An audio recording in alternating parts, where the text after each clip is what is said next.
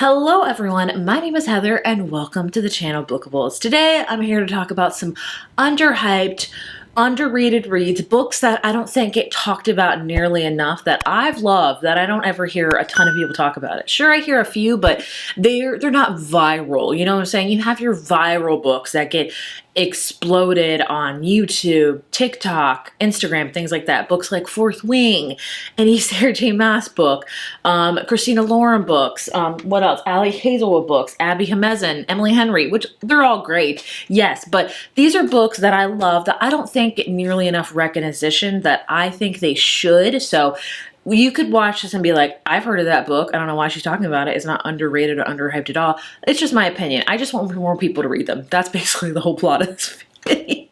But either way, I have quite a few, so buckle in, and hopefully I will talk about some books that you haven't heard a ton of, and maybe I can convince you to pick them up. First up is a very recent read, and that is Catch and Keep by Erin Hahn. This originally caught my interest because of the cover. The cover is very fallish, very beautiful. It's got a dog on it. It's got fall leaves.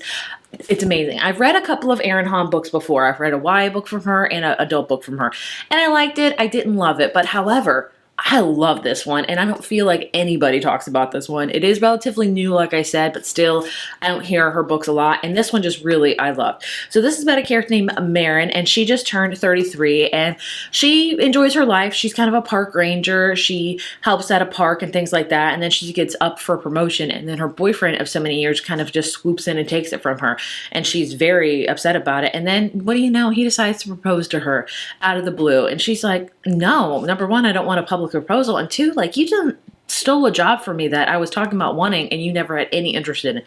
So Marin just kind of ups and leaves and goes back to kind of where she summered a lot in Wisconsin, in this really kind of lakeside resort where her family really is known for. And there she kind of gets a job because she's also a really good fisher. They call her Musky Marin because I think musky or like fishes or something. I don't know. But there she runs into Josiah, who is one of her older brother's best friends. He is now a single dad. He has 2 kids. He's divorced. And he's like, hey, I'll offer you a cottage, because Marin's also inherited kind of this old bait shop and also a cottage from her kind of mentor, a fishing mentor when she was growing up. And he's like, I'll offer you a cottage, that way you can, do fishing tours, make money, fix up the place. And she's like, great. And so to kind of help repay him, she kind of helps him with his kids because she knows that he's a single dad. And not only that, his youngest kid is a daughter, and she has autism.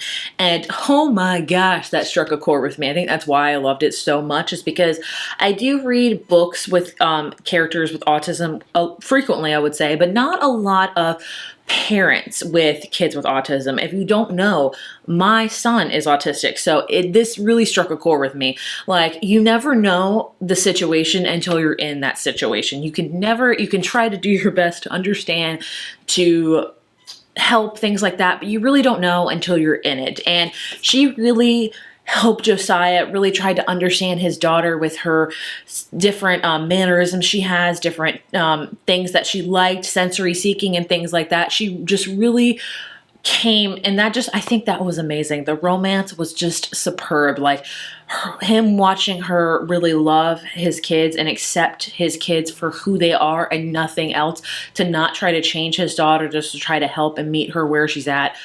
Oh, struck a chord with me. It's a great book about parents with special needs kids, because we are a different breed, man. We are. It is tough. It is so tough. And I just loved it. It's also very fallish. She's on the lake a lot. She's fixing up like I said, a bait shop. She's taking people on fishing tours. They talk about the beauty of Wisconsin in the fall, and I loved it. I don't think anybody talks about this book, but I would love it if you want to get kind of a glimpse into a parent with special needs. I think it's a great one to check out. I loved it. One that I recently read that I loved is A Dark and Secret Magic by Wallace Kinney. And I will say I have seen this a little bit, which is why I bought it, but the cover is stunning, which is why I think it should get, which is why it probably will get a lot of recognition, but I hope it gets more because I loved it. This was 1000% a cover buy for me. I'm not gonna lie to you, because the cover, beautiful, stunning. But man, I loved this book. So in this book, we follow a character named Hecate, also known as Kate, and she is a head witch, which means she's very good with nature. She kind of offers sanctuary for other witches, helps you know, stuff like that. And she lives in a very small cottage, and she's very she's very alone, and she likes her cozy cottage with fires and her routines and cooking her recipes because her mother was a kitchen witch. And so all of her recipes have like certain things like Bam Bam banana bread, which will help bring out secrets or something like that. And, you know, other hot cocoa that can calm you down if you're having a really big anxiety day, things like that. Her mother has since passed away, and Kate starts noticing that her magic is getting kind of weird, and her coven, that's right, there's a coven in this because there's a whole variety of witches in it, is maybe not telling her the full truth. Also, who shows up at her door but Matthew, a necromancer she had somewhat of a friendship with years ago, and he's like, I need sanctuary, and she's like, well crap, I'm a head witch, so I'm gonna have to do that. And so what goes from there is a very cozy, autumnal, witchy book. This is not very plot heavy, it's more character driven, and it's a more of a day-to-day thing because they're all trying to do this thing before Halloween. So it's like 5 days before Halloween, and it's very much cozy and small town. The romance is really cute. She's learning more about her witch. She's learning more about her powers. There's book witches, there's meta witches, there's like sea witches. It's just so interesting in the witch factor of this, and I loved it. If you're looking for a comforting, cozy, witchy read, look no further. I wish more people would read this because I adored it. Keeping up with the fall theme, because you know what? It's still November, so fall reads are still very much in. Unbearably Yours by Elodie Colliard is one of them. I found this on NetGalley and again was drawn to the cover because it is very, very fallish, and I loved it. It's so cute. This is about a character named Charlie who is a journalist, like a nature journalist. She really loves doing that, and she gets an opportunity because her company may be going under, so she has to really save it, to go to this really small town in British Columbia to actually be in front of the camera to document these moon bears. And so she'll have a whole team with her, and she'll also have a guide that's from this small town that will help her. Well, who should that guide be but Oliver? So Charlie and Oliver have a past. In college, many, many moons ago, they were part of a pen pal program. So they literally wrote letters back and forth to each other. They never learned each other's like real full name. They never saw pictures of each other, but they fell in love. And so they were supposed to meet up one day, and what do you know? Oliver didn't show up. So Charlie has resented him since. And so now she's seeing him again as their tour guide. She's like, bro, like, where have you been? So it's a second chance romance set kind of in a forest area with moon bears, and it's just so cozy and cute. They talk about s'mores, they do bonfires. It's just adorable, and I loved it. And definitely it's a great fall read that I wish more people would read. One that I read a couple years ago and fell in love with is This Spells Love by Kate Robb. I love this one.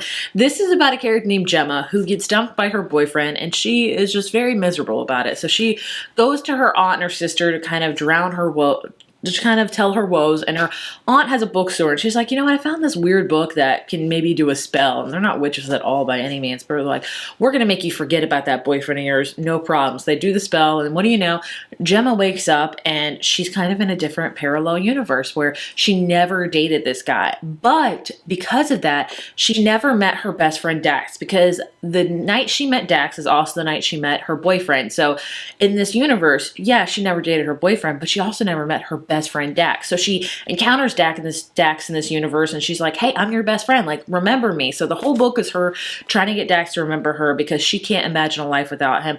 You can clearly see where the plot is going. Romance happens, it's got time things in it, and it's short and it's sweet, and I loved it. Nobody talks about this one, and it's one of my favorites that I will continue to talk about because I enjoyed it so very much. Next up, we have The Catch by Amy Lee. So I've read a couple of books by this author before, and this one for sure is my favorite. This is about a character named Melanie who is a fashion influencer on Instagram, and she gets an opportunity to kind of review this amazing hotel, but the hotel plans fall through, so she's kind of stuck at this little local B&B in this very small town where it's kind of run down. And there she meets Evan, who is the owner of this B&B, and he's very grumpy. He's a fisherman, and he's like, I don't like you, your Instagram and things like that, and I do not like you. But somehow she convinces him to give her a boat tour so she can Instagram it and things like that, and he's like, great, I need the money. Basically, he falls off the boat and he has to go to the hospital. He's okay, but in that time, this is so weird.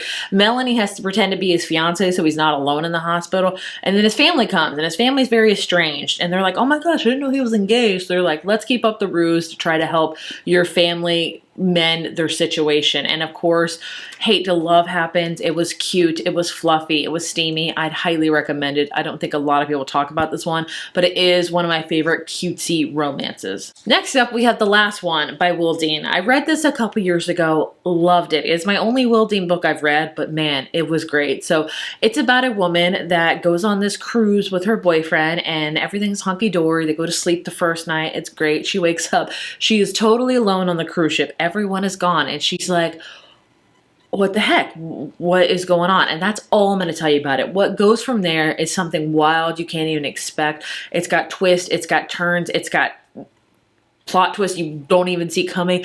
It was an addicting thriller. I loved it. It's one of my favorite thrillers of all time that I don't hear a lot of people talk about at all. It's a great summer one because it's set like in the middle of the sea during cruise ship season, all that kind of stuff. But man, it was addicting and I loved it. And I need to read more of his books. I really, really do. But his newest one was about like claustrophobic and stuff. And I'm claustrophobic, so I'm like, I don't know if I can do that. But man, I thoroughly loved The Last One. Next up, I want to talk about Killers of a Certain Age by Deanna Raybourn. This is the only book I've read by this author.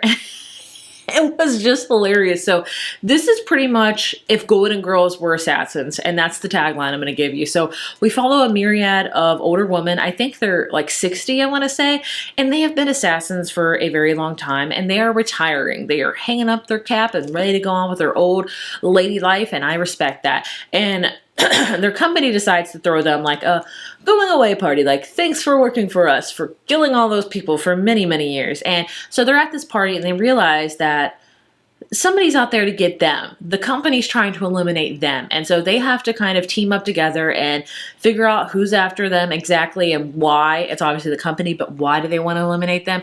And what goes from there is like a wild goose chase. They go to Italy, they go through catacombs, things like that. It is fun. It is hilarious. It's about some old ladies that are killers that their hips ache and their backs hurt, but man, they can wield a gun like nobody's business.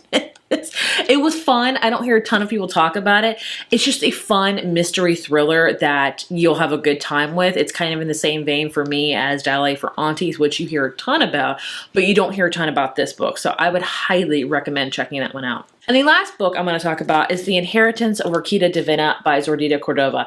I read this 4 years ago, and I still love it. It was a beautiful book that I don't hear anybody talk about, honestly. I just don't. So this book, we follow a family, the Montoyas, and they are just kind of used to a life without explanations. They have their matriarch, Orquídea Divina, who is the grandmother of them all, and she doesn't leave her house. She's just says these rules, things like that. But she sends a letter to all of them letting them know that she's going to pass away, so come to her house to collect their inheritance. So of course they're all like, yeah, let me go into that house. So they go, she gives them their inheritance, and then she dies and turns into a tree right in the middle of the house. And they're like, well, what the heck? Yes, this is a magical family. So throughout this book, you get to see the Montoyas after their grandmother passes away because somebody now is hunting them.